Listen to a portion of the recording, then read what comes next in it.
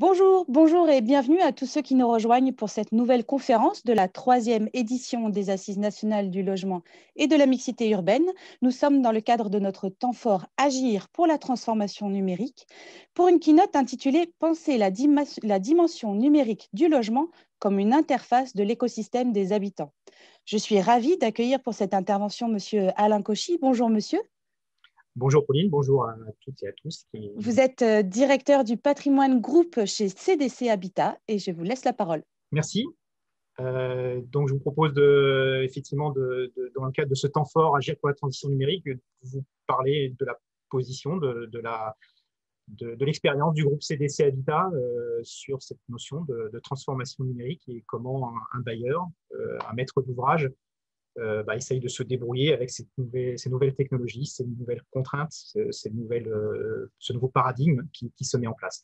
Donc, comme vous l'avez dit, je suis en charge de la direction du patrimoine qui est une des directions support du groupe CDC Habitat, justement, qui a vocation à proposer à nos entités opérationnelles les outils, les méthodologies, les procédures qui leur permettent de déployer la stratégie du groupe, et en particulier cette stratégie de transformation numérique. Alors, un bailleur, un maître d'ouvrage comme CDC Habitat a l'habitude, a une expérience de la gestion de son patrimoine sur un cycle de gestion qui est ce qu'on appelle un cycle de gestion traditionnel, qui est axé très fortement sur les bâtiments, le patrimoine concrètement, comment on entretient, on rénove ce patrimoine, au départ bien sûr comment on le construit. Désormais se pose la question d'être confronté à une transition qui n'est d'ailleurs pas forcément une transition, mais qui s'apparente plus à une double gestion. Donc, la gestion traditionnelle, on a au départ une équipe de maîtrise d'œuvre, des entreprises qui conçoivent un bâtiment, puis qui le construisent. Une fois que le bâtiment est réalisé, on se trouve dans une position où on doit l'exploiter, le maintenir, avec un certain nombre d'intervenants, des entreprises qui vont exploiter ce patrimoine, qui vont intervenir sur ce patrimoine, et puis bien sûr le client final, qui est le locataire, l'occupant, à qui on doit garantir un confort d'usage et un certain nombre de services qui sont associés, qui doivent aussi prendre en compte l'évolution de la vie de ces locataires. On parle bien sûr d'adaptation au vieillissement de la population, mais aussi de typologies qui sont adaptées au type de client. Désormais, le sujet est de parler de cycle de vie numérique ou dématérialisé de ce patrimoine, et donc désormais d'avoir en gestion finalement un double numérique du patrimoine. Et donc, ce que je parlais tout à l'heure de double gestion, on parle aussi de jumeaux numériques. Et qui dit jumeaux pour des parents dit finalement avoir la même attention sur les deux jumeaux, c'est-à-dire le bâtiment concret tel qu'il existe, et puis son double numérique. Alors, avoir la même intention, c'est-à-dire avoir des outils qui évoluent, et en particulier, s'agissant de la conception et des travaux, on a ce qu'on appelle la maquette numérique, qui se traduit par le format BIM conception au moment de la réalisation de l'ouvrage. Et puis, une fois que le bâtiment est construit, on parle aussi de BIM gestion ou de BIM exploitation. Et on se retrouve confronté à avoir une double compétence, où des équipes qui sont désormais doivent être en capacité d'avoir en tête ces deux formats de gestion, gérer le patrimoine, et à chaque intervention qui est réalisée sur le patrimoine existant, pouvoir en assurer la traçabilité sur son double numérique, donc sur son jumeau numérique avec ces outils qui sont évoqués. Donc, deux cycles de gestion en parallèle, et donc désormais pour les bailleurs, les maîtres d'ouvrage, une organisation qui doit tenir compte de ces deux gestions. Donc, pour ce qui est, pour exemple, sur le groupe CDC Habitat, un investissement important a été fait pour travailler dès le départ sur ce qu'on peut appeler le BIM exploitation, c'est-à-dire sur la dématérialisation, sur la vectorisation des informations dont on disposait sur le patrimoine existant, et d'avoir une base de données qui soit la plus exhaustive possible, une base de données qui décrive le patrimoine existant. C'est le travail sur lequel l'investissement initial a été porté, de partir sur une base dématérialisée qui va pouvoir ensuite accepter, tracer les actions qui ont été menées sur le patrimoine. Pourquoi pourquoi les bailleurs, les maîtres d'ouvrage vont dans le sens de la transformation numérique? C'est parce que derrière, il y a des optimisations, il y a des attentes fortes en termes d'optimisation des coûts, optimisation des coûts de construction sur la partie construction, sur la partie conception, mais aussi optimisation de l'exploitation-maintenance, de la relation client, qui peut s'appuyer sur ces nouveaux outils numériques, et puis une optimisation du coût environnemental, et j'y reviendrai à la fin peut-être en conclusion, c'est-à-dire que derrière outre ces optimisations attendues, il faut que cette transformation numérique ait bien un sens qui soit partagé par tous. Alors, cette transformation numérique, ça devient un enjeu de données, puisqu'on va dématérialiser l'ensemble du patrimoine, on va dématérialiser les actions qui vont être portées sur ce patrimoine. Et cet enjeu sur les données, il se porte à différents niveaux. D'abord sur l'acquisition, quels sont les supports, les outils qu'on met en place pour capter les données. Se pose ensuite le sujet du stockage de ces données. On entend beaucoup parler, bien sûr, de cloud. Est-ce que les données sont stockées sur des serveurs en entreprise? Est-ce qu'ils sont stockés à l'extérieur? La question de la propriété, une fois que les données ont été partagées, ont été stockées dans ce cloud, à qui appartiennent-elles? Et en parallèle de cette propriété, ça veut dire, est-ce que ces données ont réellement une valeur? Est-ce qu'elles ont une valeur peut-être uniquement pour le bailleur? Ou est-ce qu'elles ont une valeur à l'extérieur de la société? Ou est-ce qu'elles ont simplement finalement de la valeur pour l'industrie du numérique qui facture ces stockages du type cloud et qui facture les infrastructures correspondantes? Et puis, quelle exploitation on veut faire de ces données? On retrouve bien sûr les différents acteurs que j'ai évoqués en premier lieu qui sont producteurs de ces données. Donc, la partie conception, bien sûr, dès le départ, le BIM conception, les entreprises, mais aussi les locataires peuvent être source de données, d'informations sur la façon dont ils fonctionnent dans le bâtiment. Les entreprises d'exploitation qui, elles aussi, alimentent ce cloud. Et puis, une source d'information qui se développe, en tout cas, et qui va prendre peut-être sans doute de plus de place. C'est ce qu'on peut appeler donc les objets connectés, qui vont donner de l'information sur le fonctionnement du bâtiment. Donc, se pose la question de capter, d'exploiter, de stocker toutes ces données. Et puis, au centre de tout ça, il y a aussi les interfaces, c'est-à-dire comment on restitue ces données, quels sont les outils qui vont nous permettre de travailler. Donc, que ce soit sur un PC, sur une tablette, sur un smartphone, on voit qu'il y a plein de façons d'intervenir sur ces données. Donc, à quel prix? C'est bien sûr ce que se posent comme question les bailleurs, les maîtres d'ouvrage, et parce que ces interfaces, cette gestion des données doit être à un coût, à un prix. Et on peut jeûner, pour exemple, pour ce qui est du groupe CDC Habitat, sur le développement désormais de plus en plus, qui prend de plus en plus de place aussi, de plateformes d'échange. De plateformes, alors ça a commencé cette fois par les locataires, plateformes d'échange avec le client, avec tout un dispositif de ce qu'on appelle de tunnel de location, c'est-à-dire du prospect jusqu'à la signature du bail, d'avoir un format complètement dématérialisé d'échange entre le locataire et le bailleur.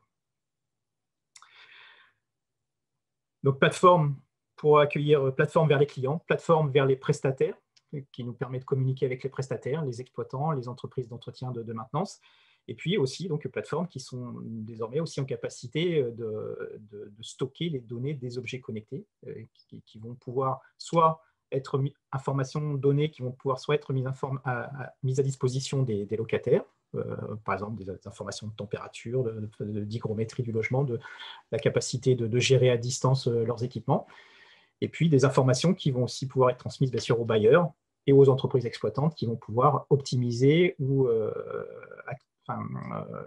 travailler sur la façon dont ils gèrent le patrimoine. Donc voilà pour le schéma, le spectre tel qu'on peut l'imaginer. Alors, je disais, cette transformation numérique, c'est un enjeu de données, mais c'est aussi, au final, finalement, un enjeu de confort d'usage et de service. C'est-à-dire associé à ces outils, ces plateformes, ces échanges, ces infrastructures qui sont mises en place. Le sujet aussi, c'est de travailler sur l'architecture, la structure de ces échanges.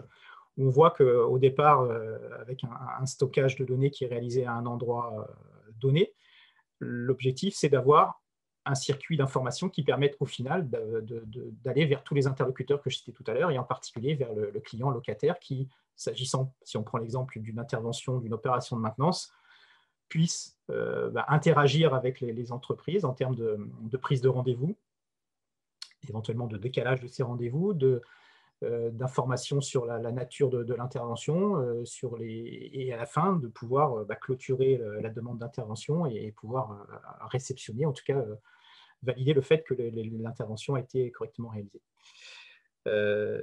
Donc, on est bien là sur une réflexion, alors chez CDC Habitat, mais je pense chez tous les bailleurs, qui est une réflexion de parcours client dans cette information et de parcours d'exploitation, de maintenance pour les prestataires. Confort d'usage, de service, et je parlerai aussi de conformité. C'est-à-dire que dans les deux versions de gestion que j'évoquais tout à l'heure, la gestion physique concrète et la gestion dématérialisée, on se retrouve à utiliser la version dématérialisée pour porter les simulations de performance. Tous les calculs, les simulations sont faites généralement sur ce format dématérialisé, c'est-à-dire qu'au moment de la conception ou même au moment de la rénovation, on projette sur cette maquette numérique les calculs qui vont permettre de valider à la fois la conformité du bâtiment aux réglementations, mais aussi à la performance.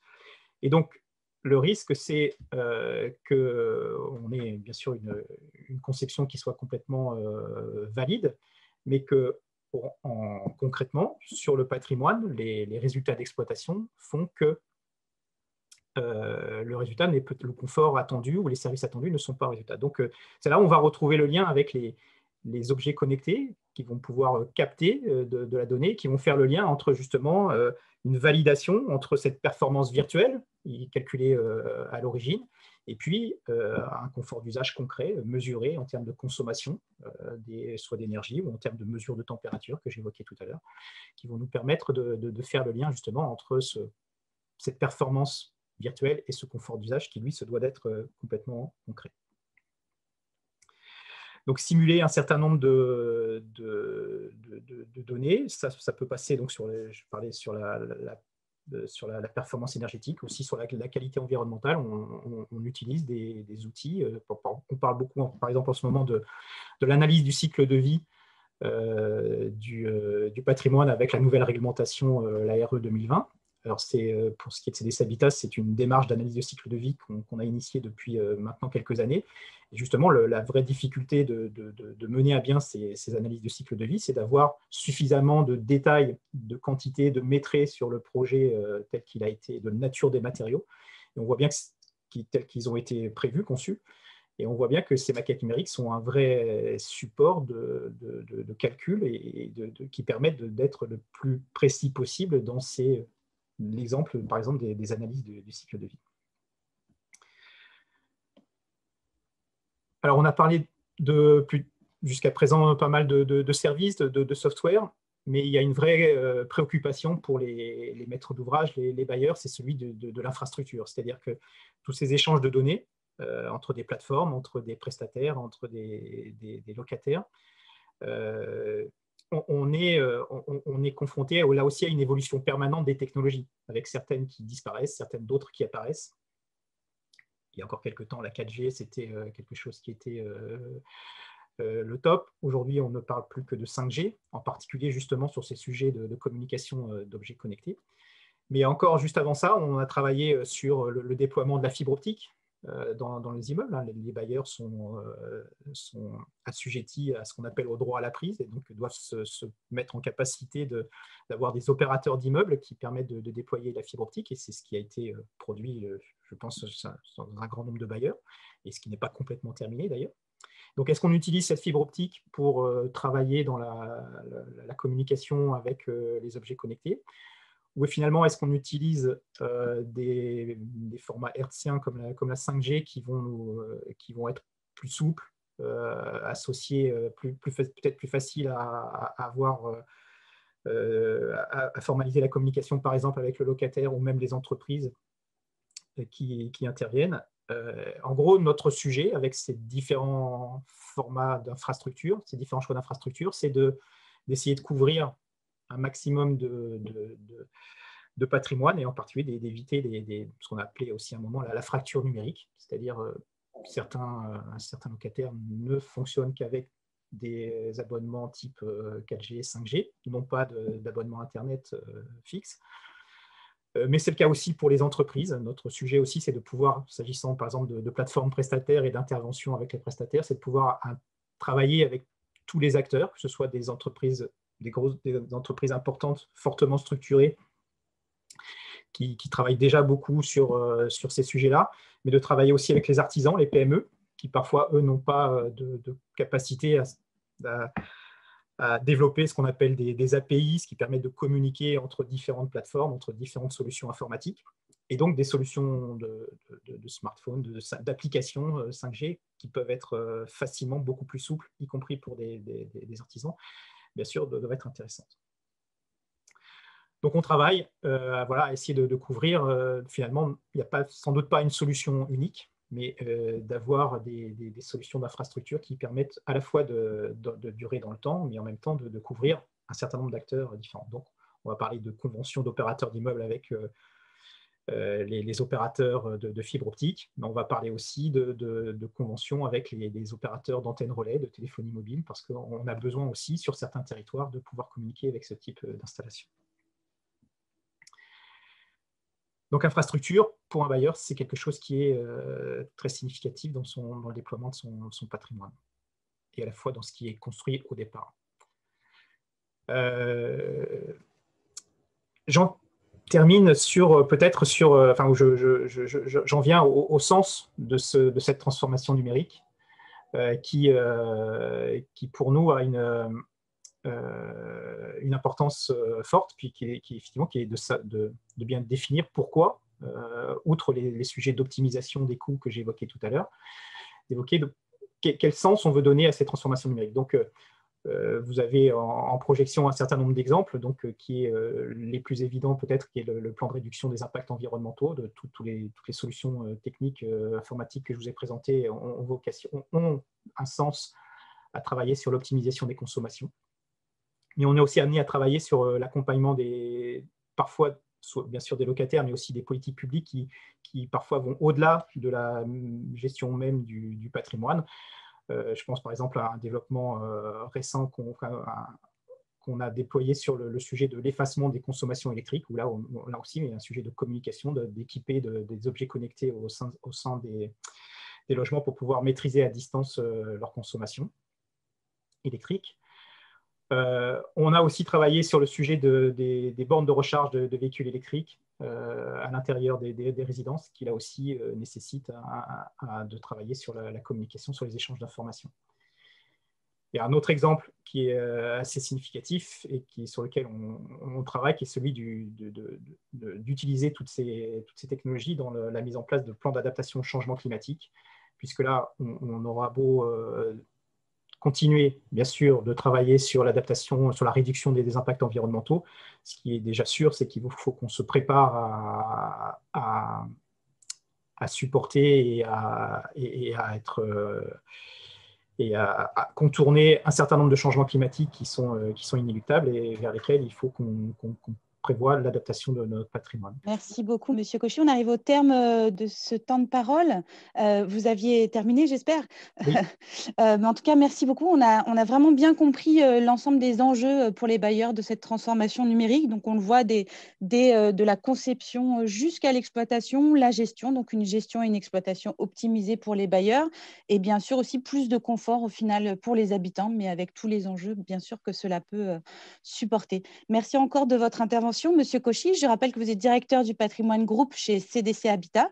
Merci à tous d'avoir suivi cette keynote. Je vous rappelle que les assises sont 100% numériques cette année, donc rendez-vous sur la page programme pour voir la suite des conférences, les conférences à suivre en live ou en replay. Merci et très bonnes assises à tous.